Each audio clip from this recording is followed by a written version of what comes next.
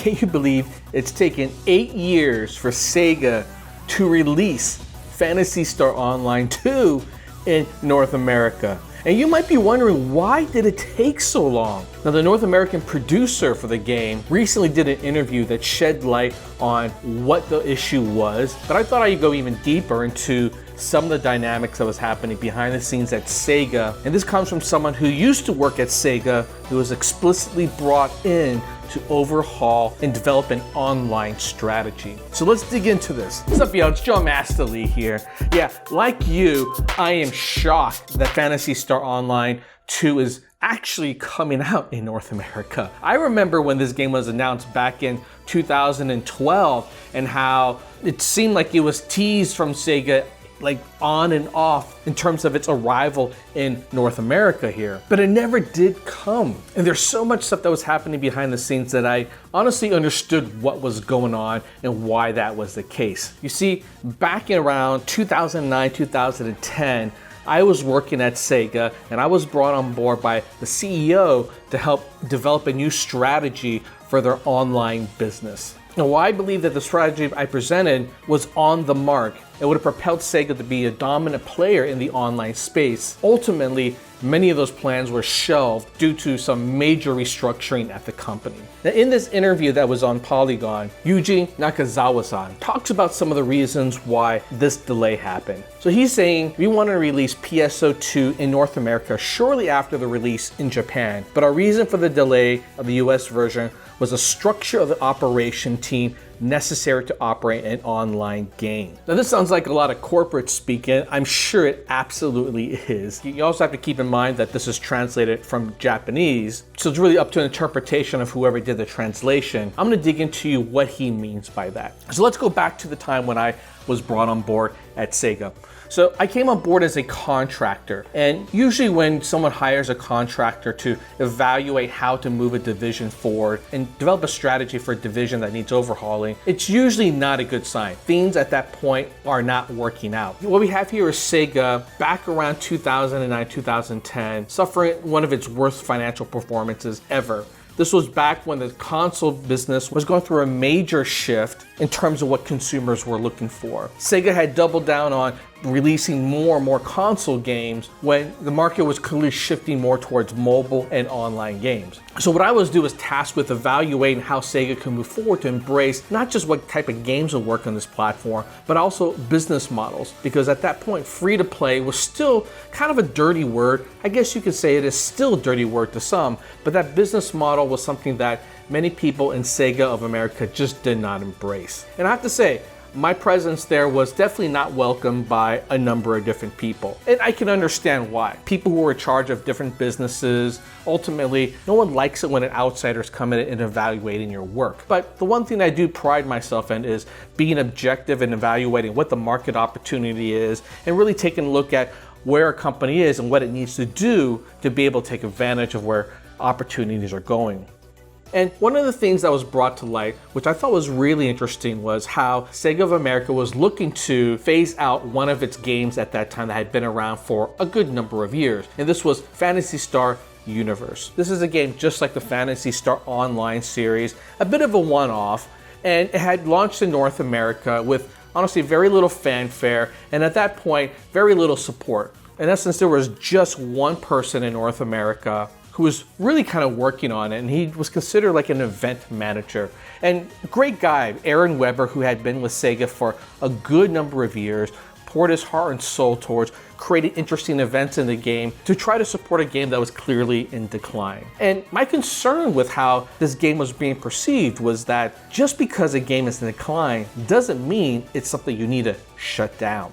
In particular, a game that was continually bringing in money every single month. In essence, this was a cash cow. I think a lot of people think of cash cows as big growth opportunities, but no, a cash cow is simply anything that brings in a lot of money with very little effort or resources put into it. Those are good businesses if you manage resources right. So if I recall, this game was seeing about a 5% churn every single month. In layman's terms, that's saying that every single month, about 5% of the audience leaves the game. So if you can imagine, after about a year or so, this game will eventually lose enough of its audience that, yeah, maybe by then you could shut things down.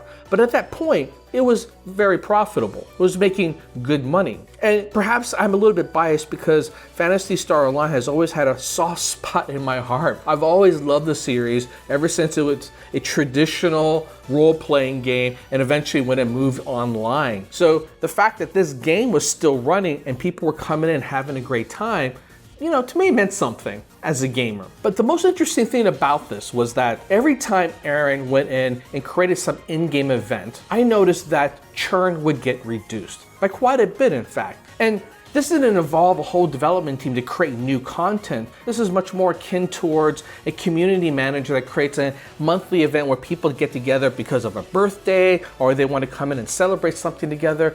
In other words, the game had demonstrated its ability to pull people in as a community to come just hang out, and more importantly, convince people to stay, subscribe one more month because they develop a lot of friendships in that game. So seeing that, I made the recommendation to the CEO that you should keep this game going as long as you commit the resources to develop these in-game events. It doesn't cost a lot of money, but it requires someone who really understands that community. And if you're able to do that, you can extend the life of this game by another 2 to 3 years. And that's what they did. Now that was one of the first signs that Sega of America started to see the opportunity of how something like this can turn into ongoing profit. So I was hopeful as I was developing the strategy in terms of how Sega of America can start pivoting towards being much more of an online company. In light of the fact that some of the recent games that were being worked on, that was getting highly touted, was getting a lot of exposure, and these are games like Mad World for the Wii, Conduit, House of the Dead, the shooting game.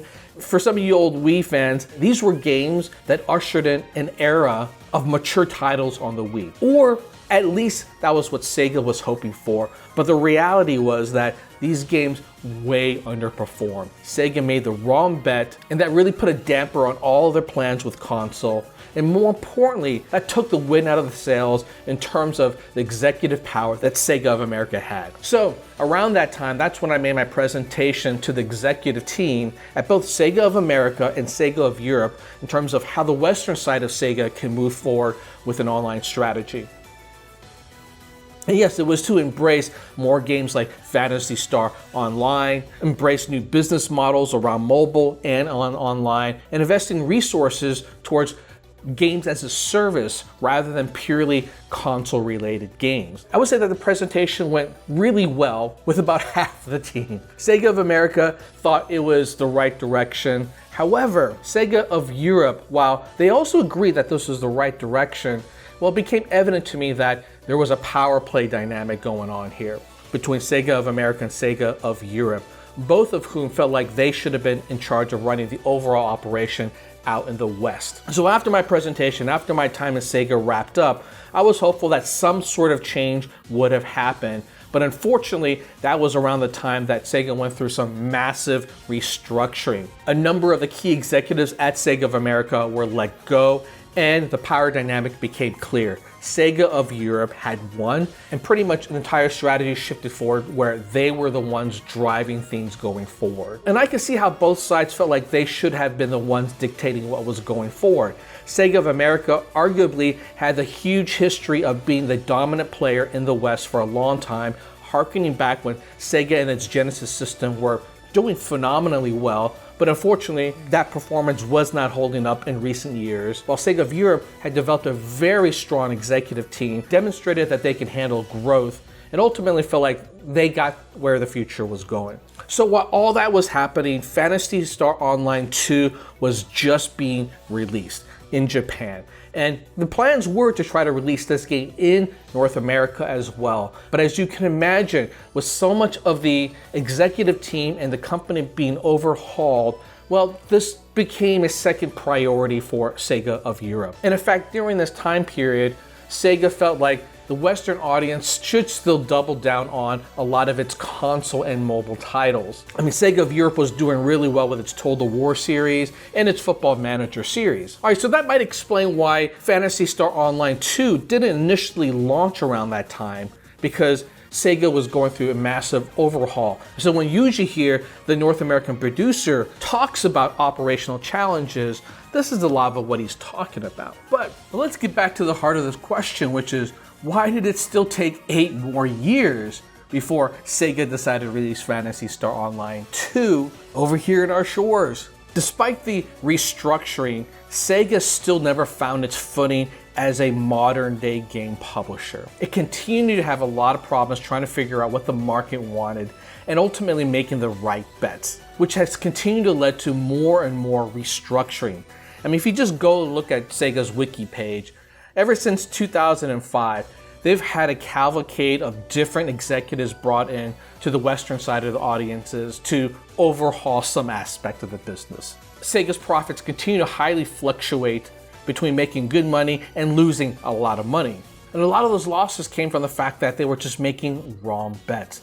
Sega has continued to experience a lot of challenging adapting to the modern day. What was once one of the biggest names in the video game industry, and in fact for even almost 20 years after Sega Genesis was released, Sega was still ranked in terms of one of the top 3 brands in the gaming industry. Well, today I don't think that's the case. And in fact, a number of different key executives at Sega have acknowledged that people today think of Sega as the underdog. The big challenge here was that Sega had a lot of different offices running very independently. And this makes it very difficult for a game like PSO Online 2 to find its footings in different markets, because it requires you to coordinate with a number of different offices that may not have coordinated objectives. Different territories think that they have different games that they have to promote that they think will do better with their audience. And an online game honestly requires a heck of a lot more coordination and resources in order for it to be pulled off.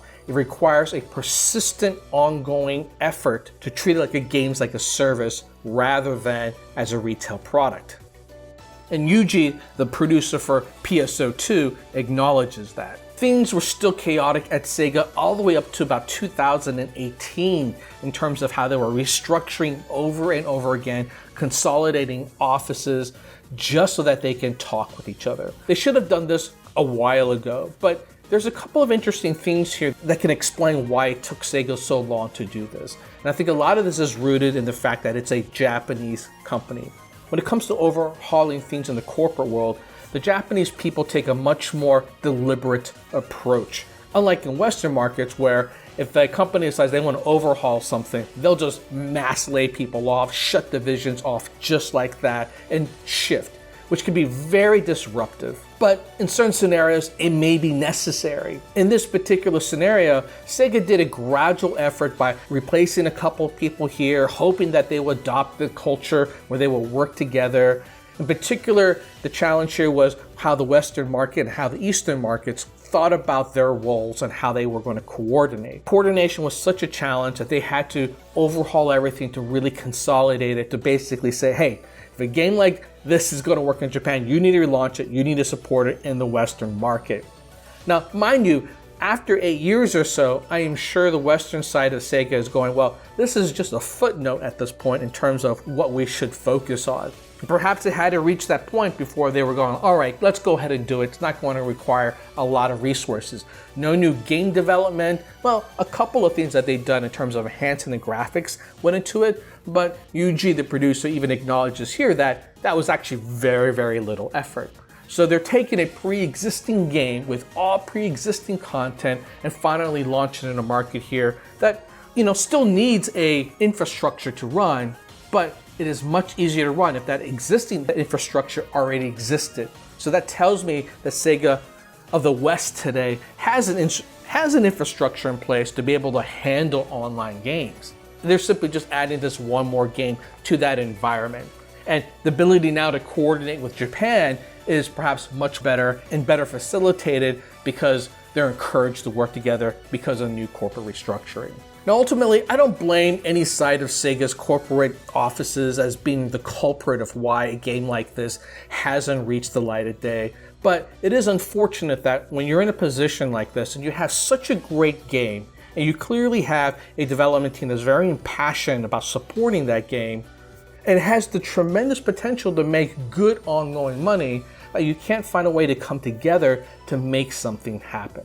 And mind you, this is not the kind of thing that just plagues Sega here. A lot of companies that have international branches tend to have challenges when it comes to coordinating efforts. But like I said, I'm really glad to see this game finally come to light here in the United States. I love this game series. Honestly, some of the best times I've had growing up, playing with my cousins, playing on the Dreamcast. It was such a game changer for me to be able to play a game like this on console. So let's support this game. Give thanks to Sega for finally releasing it here in America. All right, y'all. Peace out.